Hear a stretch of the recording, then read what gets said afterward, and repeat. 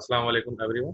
इस वक्त हम बीकॉम पार्ट 1 आईटीबी की क्लास ले रहे हैं, जैसा कि स्क्रीन आपके सामने नज़र आ रही है आपको। ठीक है, अच्छा जी। तो थोड़ा छोटा कर देता हूँ, अगर किसी का स्क्रीनशॉट लेना है। अभी तो डबल हो गया, तो ज़्यादा ही छोटा हो गया। ऐसा सही है। You may take screenshot. ये हमने पढ़ा, कल्चरल एनवायरनमेंट हमने पढ़ा। कहाँ तक पढ़ लिया था बताइएगा? कल्चरल एनवायरनमेंट हमने पढ़ा, कल्चरल एनवायरनमेंट, फिर टेक्नोलॉजिकल एनवायरनमेंट। ठीक है ना, टेक्नोलॉजिकल एनवायरनमेंट पढ़ लिया था मेरे ख्याल से। ऐसा ही, आई थिंक यहीं कहीं थे हम लोग।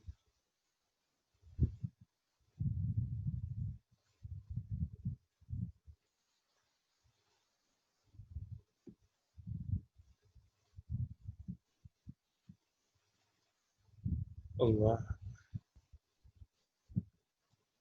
मोमिना आप कल नजर नहीं आई, मुझे पता नहीं है, तो मैंने देखा नहीं है। माहिन वगैरह भी नहीं आई अभी तक। चले वाला अपनी बात शुरू करते हैं।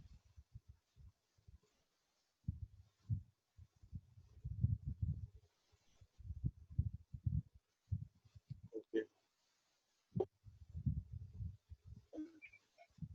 हेलो। अस्सलाम वालेकुम। जी हेलो। चलें भाई, शुरू करते हैं। भाई हमने पढ़ा था फर्स्ट टू मार्केट और फॉलो द लीडर तक, टेक्नोलॉजिकल एनवायरनमेंट। तो इसमें मैंने आपको बता दिया कि टेक्नोलॉजिकल एनवायरनमेंट क्या होता है। बेसिकली टेक्नोलॉजिकल एनवायरनमेंट में आप ये देखते हैं कि वो जो दूसरी ऑर्गेनाइजेशन है वो कैसी टेक्नोलॉजी को अडॉप्ट किए हुए हैं, किस तरीके से टेक्नोलॉजी को फॉलो कर रहे हैं, एंड व्हाट यू हैव।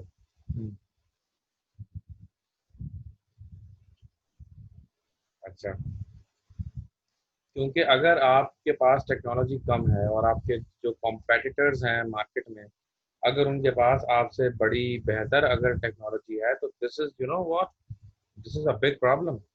क्योंकि then you can not compete with your competitors and it will move you toward loss. ये चीज़ आपको कहाँ तक ले जाएगी? लॉस की तरफ ले जाएगी ये चीज़ आप। सही है। अच्छा, तो फर्स्ट टू मार्केट आपने सुन लिया, फॉलो द लीडर आपने सुन लिया, मी टू। इसमें मैंने आपको थोड़ा सा मैं दोबारा से बता दूं कि टेक्नोलॉजी के हवाले से सबसे एक तीन किस्म की सोचें पाई जाती हैं। सबसे पहली जो सोच होती है वो लीडर्स की होती है।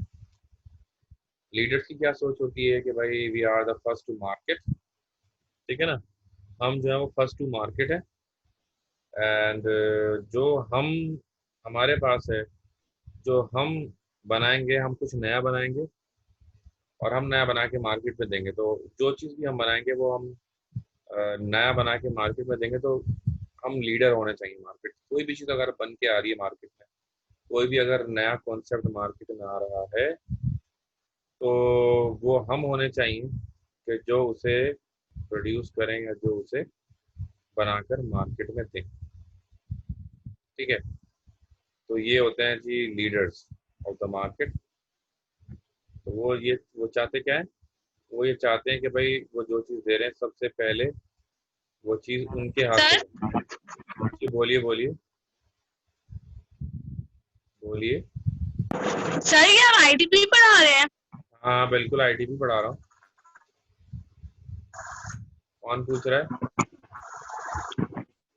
रेजा। अच्छा सर, ये आपने नया चैप्टर स्टार्ट किया है? अच्छा, मैं आपको बताता हूँ। जी सर। अच्छा देखें, ये हमने, माइक बंद करो जरा अपना, चिड़चिड़ हो रहा है जरा। देखें, मैं आपको स्टार्ट से बता देता हूँ बेटा।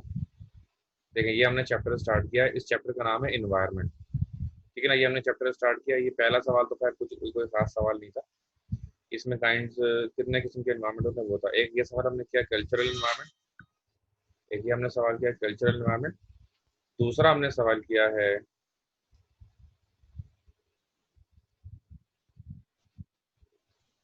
ये देखें टेक्नोलॉजिकल एनवायरनमेंट। ये शॉर्ट नोट में आता है। अच्छा, शॉर्ट नोट दो इंपॉर्टेंट है। एक ये टेक्नोलॉजिकल एनवायरनमेंट इंपॉर्टेंट है, और दूसरा जो है इसके बाद जो हम करेंगे वो इम्पोर्टेंट है, ठीक है ना। पढ़ने हमने सारे हैं, क्योंकि just for the sake of knowledge we should study all, ठीक है ना। और याद दो करने के, टेक्नोलॉजिकल एनवायरनमेंट में आपको बताऊंगा उतना याद करना होगा आपने, और इकोनॉमिक एनवायरनमेंट जो इसके बाद हम शुरू करेंगे वो भी आपको याद करना होगा। वेल, अच्छा, तो फर्स्ट टू मार्केट आपने सुन लिया, जो भी मार्केट में चीज आएगी पहले हम दें। दूसरा क्या होता है? दूसरा होता है follow the leader. Follow the leader ये किसकी स्ट्रेटेजी? यूफोन की मिसाल के तौर पर मैं आपको बताऊं, यूफोन। अच्छा सर, एक सर सॉरी, एक दफा एक चीज पूछ लूं आप? जी जी, पूछिए पूछिए, कोई मसला नहीं, बोलो। सर मेरा लास्ट आईटीबी का काम जो है वो हुआ हुआ है, जो आपने पॉइंट्स नहीं लिखवाए थे, कंटेंट्स ऑफ प्रोस्पेक्टस का, ठीक है, वो लास्ट आपने ये लास्ट हुआ, अब ये जो आपने नया चैप्टर करवाया इसके बाद से ही करवाया है? इसके बाद से ही करवाया, बिल्कुल ऐसे ही। ओके सर, ठीक है, समझ ठीक है, गई। ओके। अच्छा, किसी और का भी अगर कोई सवाल है तो क्वेश्चंस और कमेंट्स आर वेलकम।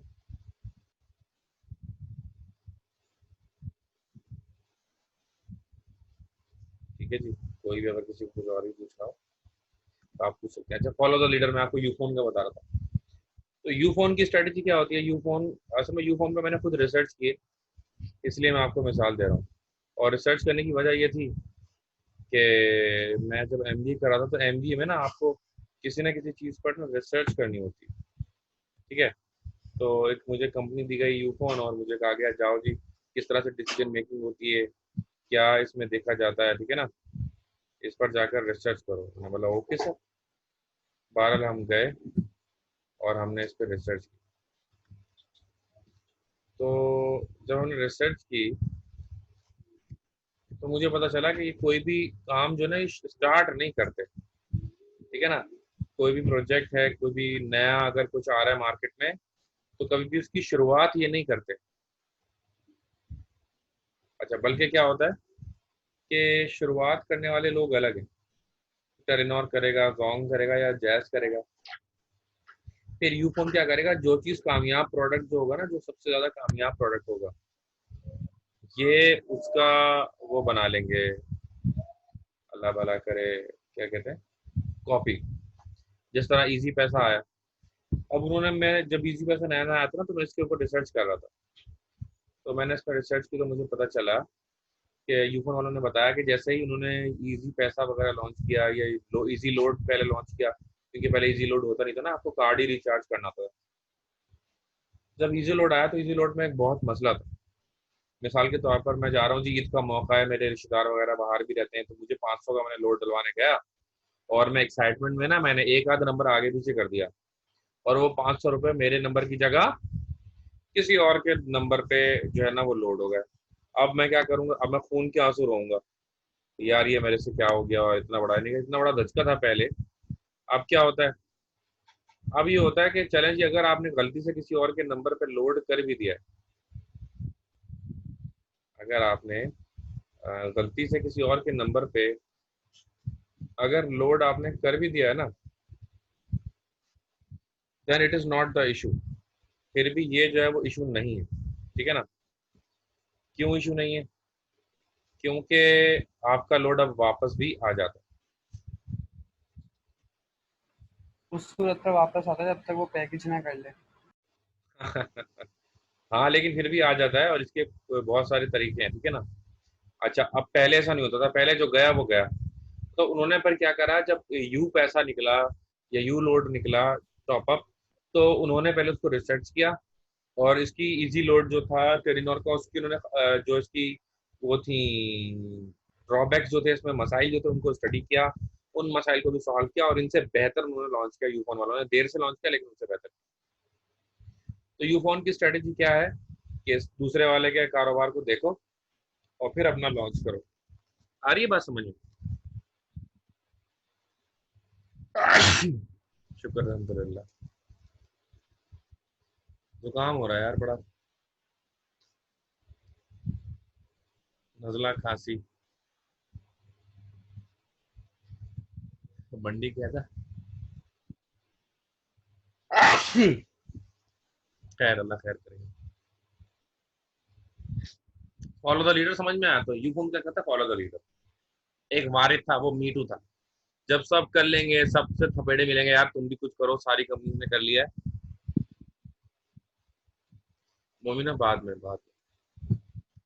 अच्छा, मीटू आपने सुना। एप्लीकेशन इंजीनियरिंग बताता हूँ आपको क्या। एप्लीकेशन इंजीनियरिंग का ये मतलब होता है कि प्रोडक्ट बनाने से पहले आप प्रोडक्ट की कुछ चीज़ों को समझिए, उसके स्ट्रक्चर को समझिए, उसकी नीड को समझिए। अगर तो आपको लगता है कि ये प्रोडक्ट हमारी डिमांड है, नीड है, ज़रूरत है, तो फिर तो वो आप प्रोडक्ट लॉन्च करें। लेकिन अगर आपको लगता है कि नहीं ये तो बेकार है और इस प्रोडक्ट की तो कोई ज़रूरत ही नहीं, तो फिर ऐसा कोई प्रोडक्ट लॉन्च करने का कोई फायदा नहीं। ठीक है जी। अब impact of technology on society क्या हुआ? बहुत ज़्यादा इम्पैक्ट आया है सोसाइटी पर टेक्नोलॉजीज का। सबसे पहला पावरलेसनेस। पावरलेसनेस क्या है कि बिजली का कम इस्तेमाल होता जा रहा है वक्त के साथ साथ, पर यूनिट। जैसे कंप्यूटर का इस्तेमाल जब होता था पहले, तो इतनी ज़्यादा बिजली कंप्यूटर इस्तेमाल करता था, लेकिन आज मैं बैटरी पर लैपटॉप चलाता हूँ और 2 ढाई घंटे वो भी खींच देता है। ठीक है। अच्छा, मैं शॉर्ट करके ना इसको आपके ग्रुप्स में सेंड कर दूंगा, टेक्नोलॉजी वाला जो ना, शॉर्ट करके अपने हिसाब से और आराम से करूंगा उसको शॉर्ट, और फिर भेज दूंगा, तब इसको आप याद करेंगे उतना ही। ठीक है ना, जितना मैं भेजूंगा उतना याद करेंगे। ये बहुत लंबा है, इसमें इतना याद नहीं करना। आइसोलेशन। अब एक ग्रुप्स में बैठने की जरूरत नहीं होती आपको इंटरनेट के बाद। ठीक है ना भाई, मैं बताऊँ आपको कि एक जमाना था, मैं नया नया लगा जॉब पर, और मेरे लिए ऐसा हो गया था जैसे Islamabad is my second home. Meeting हो रही है जी, चलो जी इस्लामाबाद। और फिर उन्होंने शुरू में बुलाया, 2 2 3 3 दिन के लिए बुलाया, बैठे हुए हैं, वहीं होटल कराया, और फिर बाद में बुलाया तो रूटीन हो गई, तो उन्होंने फिर ऐसे बुलाया, बोला सुबह 6 बजे घर से निकलो और रात को 9 बजे वापसी कर। बोले कराची से सुबह 6 बजे निकलो, 6:30 पौने 7 बजे एयरपोर्ट, एयरपोर्ट से बैठो, 9 सवा 9 बजे हमारे पास, और हम आपको 6 बजे 7 बजे छोड़ेंगे। आप फिर वापसी बैठो जहाज में, और रात को 9 10 बजे वापसी कर।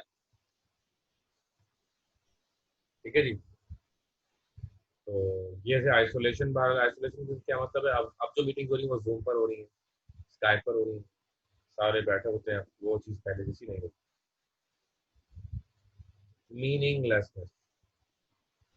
मीनिंगलेसनेस मतलब कि जो अहमियत पहले चीज़ों को दी जाती थी, अब नहीं दी जा रही, क्योंकि टेक्नोलॉजी इतनी डेवलप हो गई है। अगर बहुत सारी चीज़ें वैसी बनने लगी हैं, क्या कहते हैं उसको, डिस्पोजेबल। ग्लास डिस्पोजेबल, बर्तन डिस्पोजेबल, खाओ फेंक दो, ग्लव्स डिस्पोजेबल। पहले जो होते थे वो कपड़े की चीज़ें बनती थी और पता नहीं कीमती कीमती चीज़ों की, उसी को धो धो के इस्तेमाल करते रहते थे लोग। Self estrangement and normalness. इसका भी मतलब यही है कि टेक्नोलॉजी ने क्या किया है, आप बहुत सारी चीज़ें अब आप खुद कर लेते हैं, जो बहुत बहुत सारे काम आप बाहर करवाते थे, अब वो आप खुद कर सकते हैं। स्टिचिंग मशीन आ गई हैं, कपड़े काटने की मशीन आ गई हैं, बहुत सारे लोग अब कपड़े खुद घर में सीते हैं। ठीक है ना, अब गैस आपके घर में आती है टेक्नोलॉजी के जरिए। जूसर, ब्लेंडर, चॉपर और पता नहीं क्या क्या होता है उसके अंदर, वो सब चीज़ें आप इसमें करते हैं, वो पहले पॉसिबल नहीं था।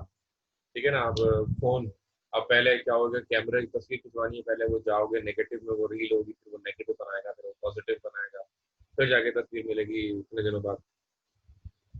और अब हम मोबाइल से खींचते हैं, और वो घर में ही प्रिंटर है, कलर प्रिंटर वो है, वहीं से तस्वीर बाहर आ जाएगी। तो बहुत ज़्यादा टेक्नोलॉजी के अंदर चेंज आया है इसके जरिए, और माहौल में भी। ठीक है ना, अगला जो है वो लीगल एनवायरमेंट। लीगल एनवायरमेंट वैसे तो याद नहीं करना है आपको, just for the sake of your knowledge. जैसा कि मैंने आपको कहा, सिर्फ याद में वो बोलूंगा आपको करने को जो इम्पोर्टेंट होगा, बाकी ये कि पढ़ना सारा। ठीक है, नॉलेज इज पावर ना, degree is not power, knowledge is power. अब मैं आपको बताऊं, मैं एक एक ग्रेड ले लिया हर जगह, आज तो मेरी डिग्री का मेरे नंबर है, मुझसे पूछता है नहीं। Present is the most important. आज मैं जो जितनी मेहनत करूंगा ना, जिस साल मुझे उस साल उतना ही रिवॉर्ड मिलेगा। मतलब हर साल जिंदगी, हर कदम एक नई जंग है, जीत जाएंगे हम अगर मेहनत हमारे संग है। खैर, अब लीगल एनवायरनमेंट पढ़ते हैं। Today the world is full of rules. दुनिया क्या है, रूल से भरी हुई है, हर चीज का रूल है। तो मैं जो है वो सऊदी अरब गया, तो पता नहीं, मैंने पहले भी शायद सुना है।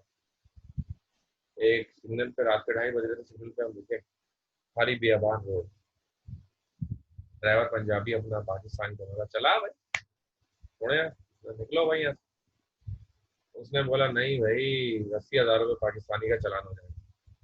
पाकिस्तानी 80,000 रुपये का चालान।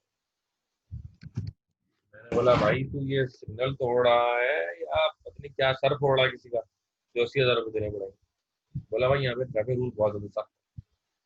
So today the world is full of rules, regulation, and laws. The jungle of law is so extensive and wide that it covers almost every aspect of human life.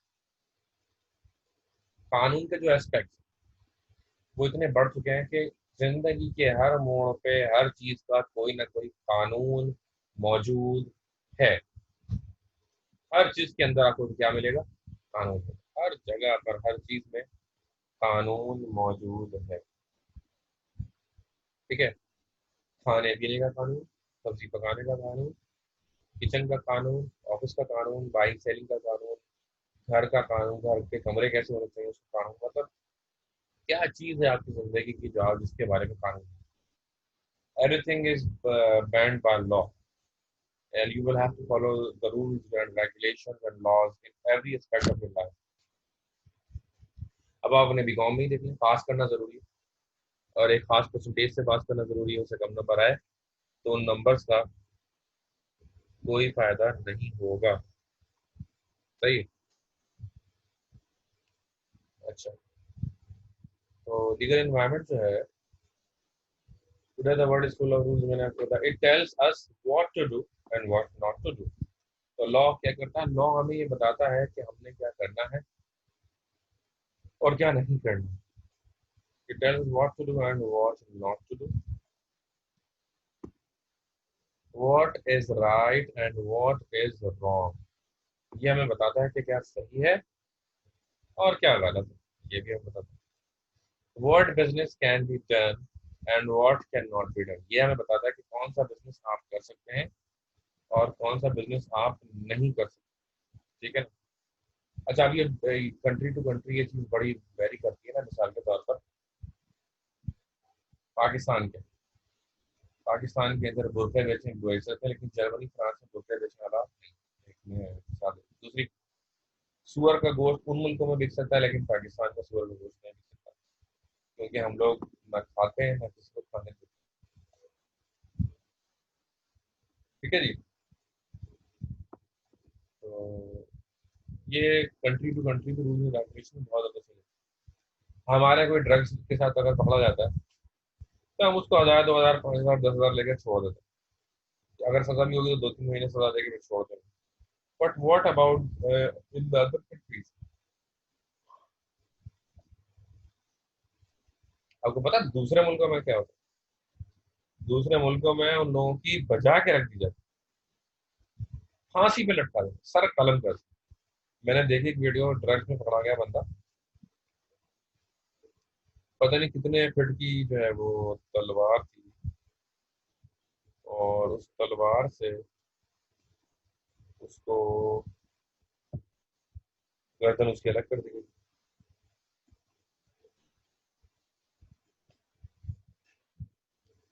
ठीक है। अच्छा, एक बात और बताता हूँ, फेसबुक वालों ने मुझे बैन किया हुआ है, पता नहीं क्यों।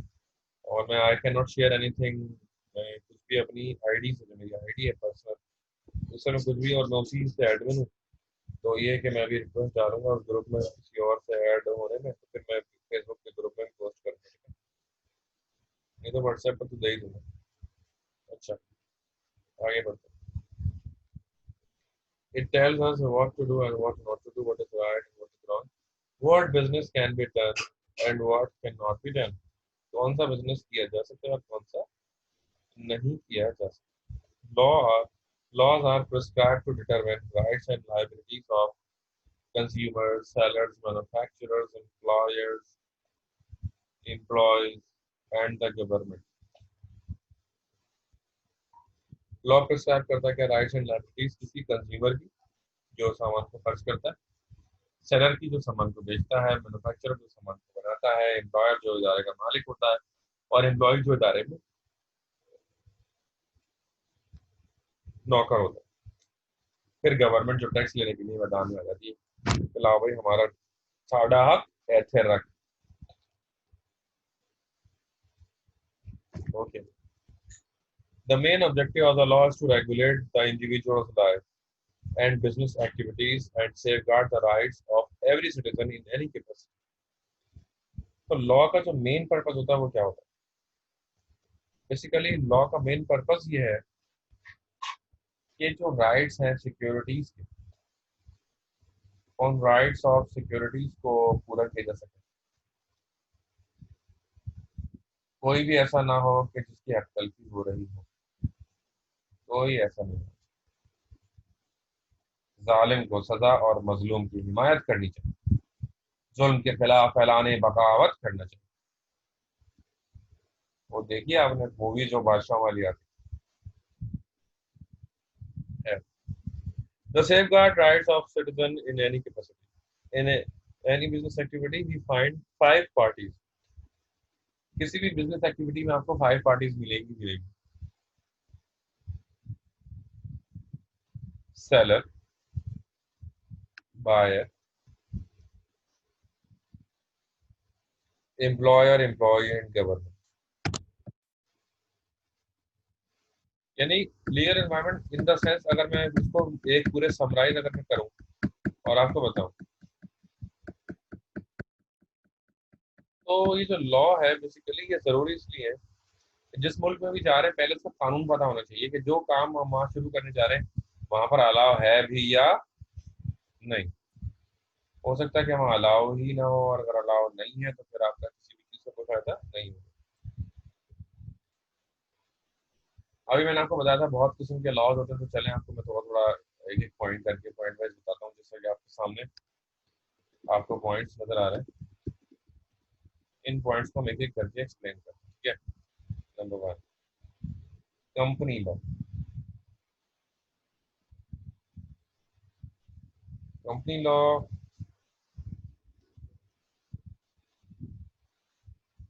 कंपनी लॉ जो होता है उसके अंदर ये होता है कि शेयर होल्डर्स होते हैं, शेयर होल्डर्स के अलावा उसमें डायरेक्टर्स होते हैं, सब होते हैं, कौन सा प्रोडक्ट बनाना है कौन सा नहीं बनाना है, इसके अंदर पूरा सिस्टम जो है ना वो डेवलप किया जाता है। इसके लिए बाकायदा कानून है, क्योंकि कानून 1984 में कंपनीज ऑर्डिनेंस 1984 बनाया गया, उससे पहले 1881 बनाया गया, और अभी 2017-18 में भी कानून बना है। अच्छा, कानून क्या होते रहते हैं, वक्त के साथ साथ अपग्रेड भी होते हैं। ऐसा नहीं कि जो कानून पिछली बार चला था वही चलता रहेगा, ऐसा नहीं। Okay, the next is partnership act. Partnership act क्या होता है? पार्टनरशिप एक्ट ये है कि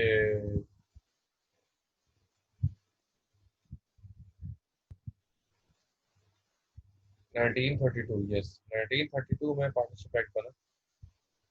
दो या दो से ज्यादा लोग मिलकर काम करेंगे, और अगर वो एक दूसरे को धोखा देते हैं फिर क्या होगा, कोई जुर्म करते हैं फिर क्या होगा। एक बंदा जुर्म करता है, सबको सजा किस कानून के तहत मिलेगी?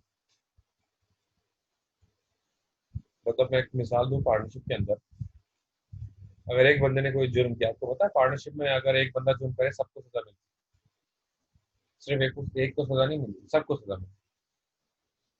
उसकी वजह क्या होती है? उसकी वजह ये होती है कि भाई जो तुमने, जब वो एक मुजरिम है तो तुमने उसके साथ पार्टनरशिप की क्यों?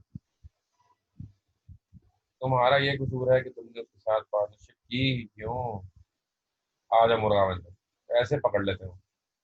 मतलब मैं इसकी मिसाल दूं, ये ताहा भाई है हमारे, माशाल्लाह बहुत शरीफ है आदमी, वैसे नाम में इसके वैसे शरीफ आता है, और नागन चुरंगी में बड़ी इनकी दादागिरी है, बस तो थोड़ा नाम सुना है मैंने इनका। अब बताएं, मिसाल के तौर पर ये पार्टनरशिप में आ गया आपके साथ, इन्होंने किसी के सर पे पत्थर मार दिया और वो मर गया। अब जब पुलिस आएगी तो वो किसको लेके जाएगी? पुलिस तमाम पार्टनर्स को ले जाएगी, आ जाओ भाई, ठीक है ना। तो आप किसी के साथ भी नहीं कर सकते पार्टनरशिप अनटिल एंड अनलेस आप उसके लिए मेंटली तौर पर तैयार ना हो और उसको अच्छी तरह से आप जानते ना। The next is factories act. मजदूरों के लिए एक अलग कानून बनाया गया। मजदूरों के लिए कानून किस लिए बनाया गया अलग? क्योंकि मजदूर अपने राइट्स को प्रोटेक्ट नहीं कर सकते। क्योंकि मजदूर अपने राइट्स को खुद प्रोटेक्ट नहीं कर सकते, इसलिए उनके लिए एक अलग से कानून बना दिया। इसके बाद है इंडस्ट्रियल रिलेशन एक्ट। आपको पता है कि तमाम इंडस्ट्रीज अगर आपस में मिल जाए, एक एग्रीमेंट बना लेंगे और सब स्टॉक करना शुरू कर दे, सामान को मार्केट में ना मिले, तो हर चीज महंगी होना शुरू हो जाएगी। क्योंकि जो पाकिस्तान में जितने भी लोग रहते हैं उनका जो फाइनेंशियल स्टेटस है वो सेम नहीं। किसी के पास पैसा ज्यादा है तो किसी के पास कम है। अगर कोई चीज शॉर्ट होकर महंगी होकर बिकना शुरू होती है मार्केट में, तो अमीर लोग फौरन खरीद लेते हैं और गरीब बेचारे को नहीं मिलती, वो बेचता है। सही है ना। तो इसलिए एक इंडस्ट्रियल रिलेशन ऑर्डिनेंस बनाया गया। इसमें ये होता है कि भाई इस तरीके से एग्रीमेंट हो गया आपस में, कोई पूल कार्टल नहीं, कोई ऐसा एग्रीमेंट नहीं होना चाहिए जिसमें तमाम इंडस्ट्रीज मिलकर और लोगों को बेवकूफ़ बनाए या उनके खिलाफ कोई काम करे। ठीक है ना। इसके लिए स्पेशली ये कानून बनाया गया। इसके बाद है शॉप एक्ट। शॉप एक्ट क्या होता है? दुकानदारी का एक्ट, सिंपली खरीदो फरोख्त का एक्ट बनाया गया। Workman compensation act. मुख्तलिफ तरह के काम होते हैं। पहली बात तो ये है कि अगर कोई एम्प्लॉय आपके पास काम करता है, उसकी मेडिकल फिटनेस का ख्याल, साइकोलॉजिकल फिटनेस का ख्याल, उसके बाकी तमाम मामला का ख्याल आपको भी करना चाहिए, क्योंकि जब आप उसका ख्याल रखेंगे तो वो आपके दायरे का ख्याल भी रखेगा और बहुत ही तब्दीली आपके दायरे में काम भी करेगा। ठीक है। अच्छा, इसी तरह अब manufacturing concern, specially manufacturing concern की बात करूँ तो मैन्युफैक्चरिंग कंसर्न में क्या होता है? मैन्युफैक्चरिंग कंसर्न में ये होता है कि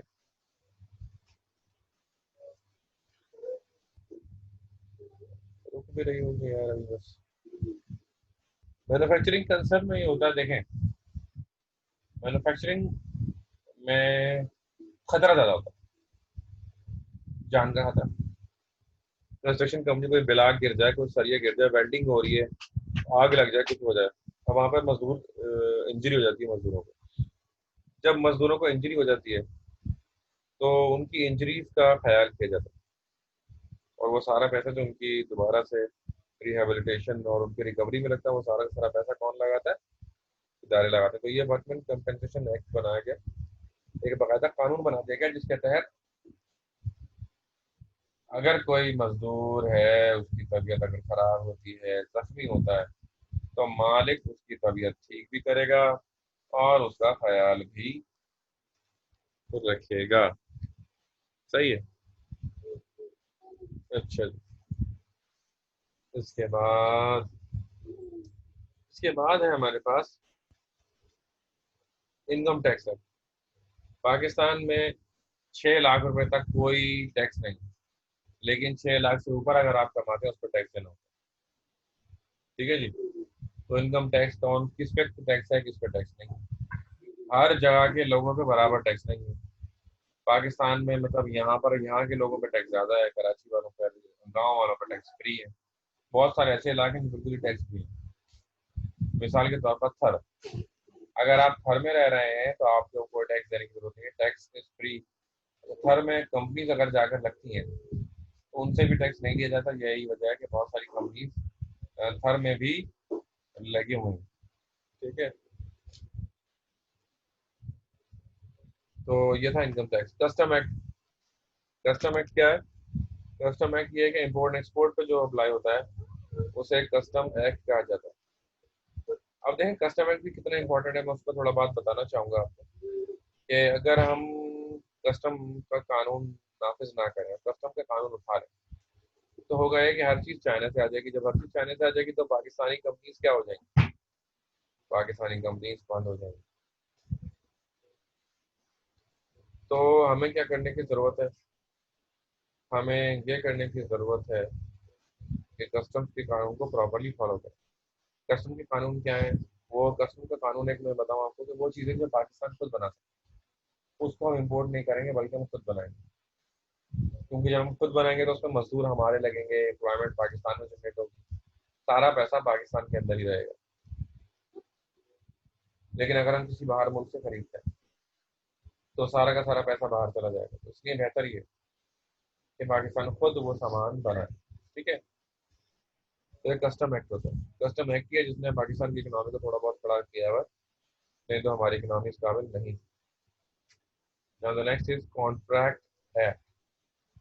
कॉन्ट्रैक्ट एक्ट क्या है? कॉन्ट्रैक्ट एक्ट जो है वो कॉन्ट्रैक्ट एक्ट टोटली 13 चैप्टर्स पर होता है। It covers around 13 chapters. इसमें बहुत सारे मामला आ जाते हैं, किसी भी किस्म की खरीदो फरोख्त, जॉब करना या जॉब पर रखना, सामान लेना देना, सर्विसेज, किसी एग्रीमेंट का खत्म होना, वादा खिलाफी करना। तो ये बहुत सारी चीज़ों को ना कवर करते हैं। ठीक है। इसके बाद है इंश्योरेंस। ज़रा बताइएगा, अगर आप में से किसी का इंश्योरेंस हुआ है तो ज़रा कोई बताए, कोई है जिसका इंश्योरेंस हुआ है? नो सर, हमारे भाई का हुआ है सर। अगर किसी को इंश्योरेंस करवाना हो तो वो भी मुझसे रब्ता कर सकता है। I am also working in insurance company United insurance corporation of Pakistan. और और हमारा इदारा जो है वो दो तरह की इंश्योरेंस करता है, बिजनेस और लाइफ। गाड़ियों का भी इंश्योरेंस होता है, और एक बंदे का मैंने इंश्योरेंस करवाया बिजनेस का, तो उसने प्रीमियम दिया 50,000 रुपये।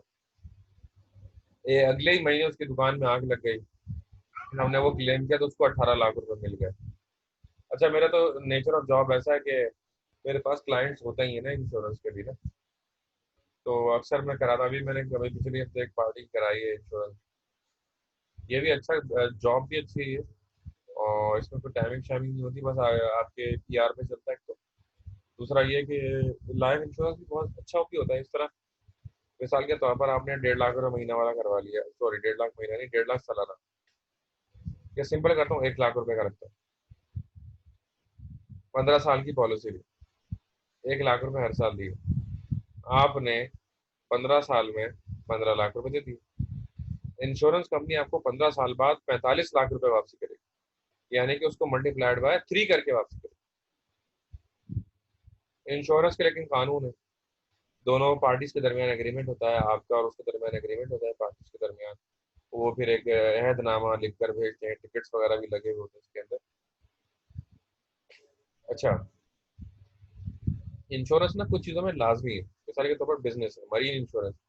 एक जहाज जब एक पोर्ट से निकलता है और दूसरे पोर्ट वो जा रहा होता है, कोई जहाज बगैर इंश्योरेंस के सफर कर ही नहीं सकता। कोई जहाज बगैर इंश्योरेंस के सफर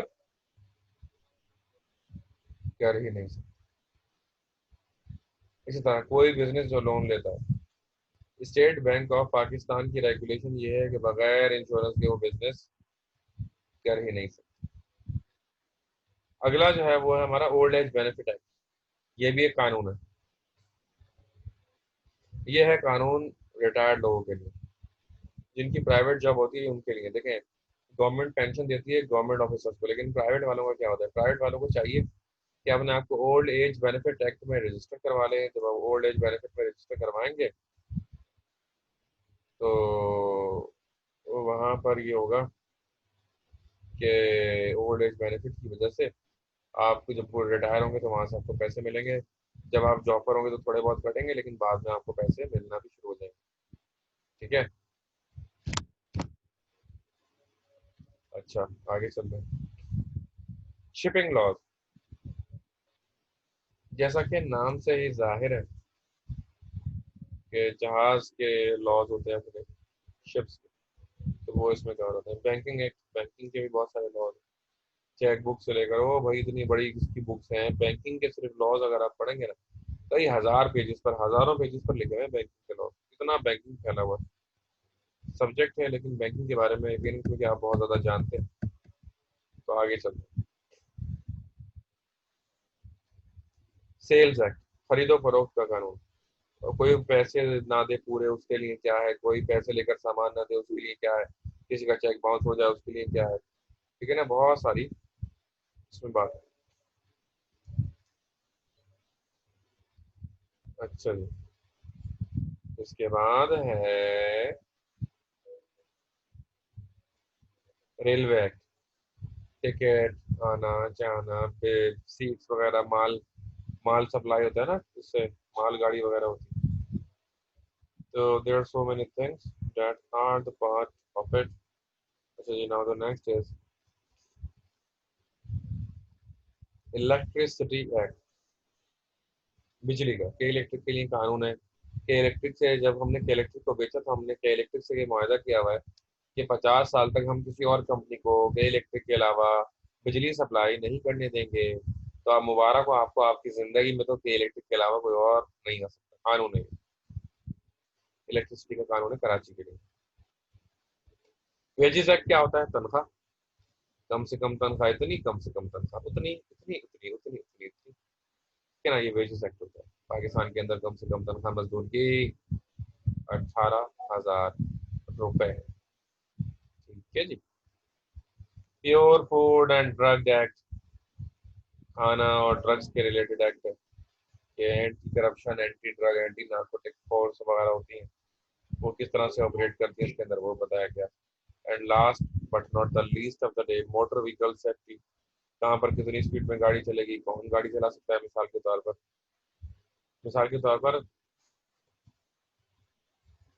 आप में से कोई गाड़ी चला रहा है, ठीक है जी, मिसाल के तौर पर जो है वो हुजैफा अगर गाड़ी चला, अब अगर उसके पास लाइसेंस नहीं हो और वो किसी को ठोक देता है और वो मर जाता है, तो हुजैफा को मिलेगी सजाए मौत। लेकिन अगर उसके पास लाइसेंस है फिर ज्यादा से ज्यादा सजा 3 साल। तो ये इसके मोटर व्हीकल सेफ्टी एक्ट बनाए गए हैं इसके अंदर, ठीक है जी। तो यहाँ पर ये लीगल खत्म हो गया। अगर किसी का कोई सवाल है तो वो पूछ ले। If you have any question please ask.